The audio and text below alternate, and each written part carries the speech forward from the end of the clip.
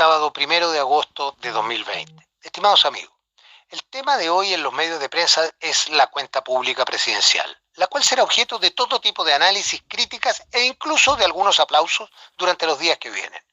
En medio de una serie de anuncios sobre nuevos proyectos de ley a ser enviados al Congreso, lo que hace dudar de su efectividad, la cuenta presidencial queda al debe con los asuntos más relevantes que afectan a la sociedad, como por ejemplo la forma en que se recuperará el control del orden público.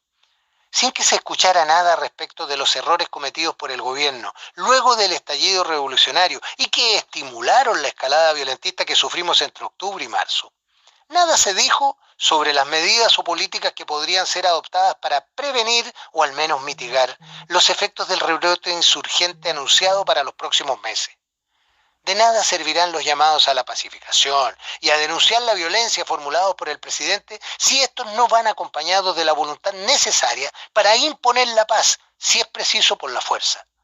Al no haber habido ni una sola mención a la seguridad nacional amenazada, nos quedamos con la imagen de un presidente que no supera su arrepentimiento por haber calificado como guerra a la grave agresión sufrida por el Estado de Chile en octubre, y cuyo conflicto en desarrollo vive hoy apenas una pausa regalada por la pandemia. En vez de alertar a la población acerca de los difíciles tiempos que nos hará vivir la violencia ideológica, Piñera prefirió eludir toda referencia al tema, proclamando su compromiso irreductible para la protección de los derechos humanos, los cuales se extendió enfáticamente hacia todos los chilenos, algo que se contrapone abiertamente con los hechos, cuando vemos sus efectos limitados a la defensa de los delincuentes. Por lo tanto, un compromiso como este nos deja sabor a simple demagogia, sabiendo que los derechos humanos seguirán siendo utilizados para dar cobertura a la violencia en desmedro de las víctimas. ¿O acaso Piñera irá a cambiar por decreto el concepto de que los derechos humanos son violados exclusivamente por agentes del Estado? ¿Qué modificación hará para hacer valer los derechos humanos de carabineros y pobladores agredidos por turbas criminales ideologizadas? Sus palabras quedan ante la sociedad como una declaración de buenas intenciones, pudiendo ser interpretadas también como una intención de cubrir responsabilidades futuras. En la misma línea, la breve mención realizada al grave conflicto que afecta a la Araucanía alcanzó apenas para recordar el fracasado plan pomposamente anunciado en el año 2018 y que a la fecha se suma al descalabro de los prometidos tiempos mejores. ¿De qué vale hoy citar como gran aporte el Acuerdo Nacional por el Desarrollo y la Paz en la Araucanía, si la situación de sus pobladores es muchísimo peor que antes? ¿O acaso nadie le informó al presidente de los atentados terroristas de las últimas semanas?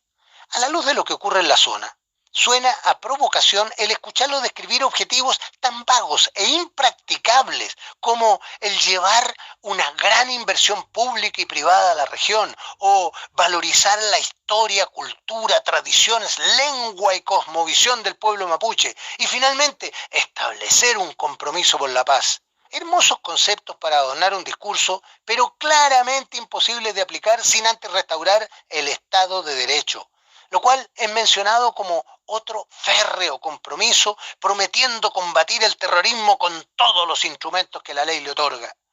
La pregunta que surge inevitablemente es, ¿cuáles serán esos instrumentos? Ya que el único efecto visible de la inacción mostrada por el gobierno es el aumento de la violencia y de la impotencia en la sociedad.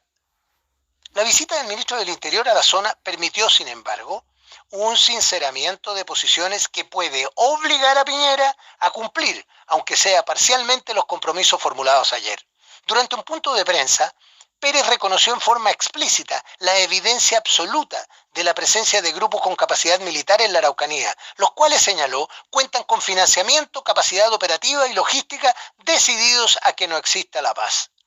Al reconocer aquello en nombre del gobierno,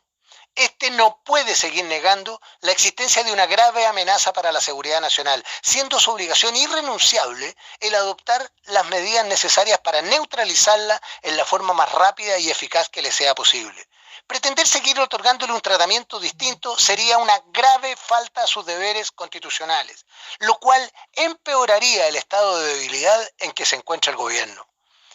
Enfrentado a la situación que afecta a las 5 sedes municipales que permanecen tomadas hasta hoy por grupos delictuales, sin que sus alcaldes se atrevan a pedir el desalojo a las fuerzas policiales, el ministro dio a entender que se estaría buscando el mecanismo que permita al gobierno disponer su ejecución de oficio.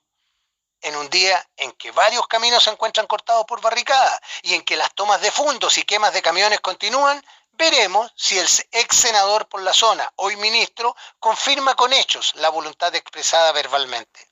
En lo que a violencia callejera respecta, cabe mencionar al menos 3 casos ocurridos a la fecha de linchamiento de delincuentes comunes, resultando con graves lesiones luego de ser perseguidos y capturados por sus víctimas y algunos espectadores indignados.